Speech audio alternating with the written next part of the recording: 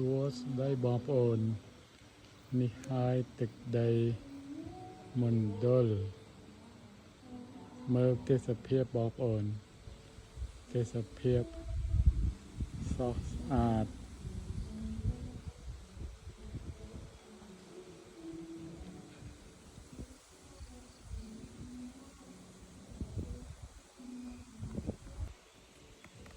សួស្តីពុកម៉ែបងប្អូន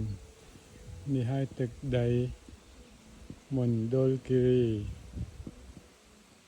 Resort ដែលមាន view ដែលមានទេសភាពស្អាតមិនមានតែ resort មួយនេះទេមាន resort ផ្សេងទៀតតែអានេះនិយាយថាពួកខ្ញុំចូលចិត្តវាមានទេសភាពស្អាតហើយវាមានបែបធម្មជាតិអាកាសស្រស់ស្រាយ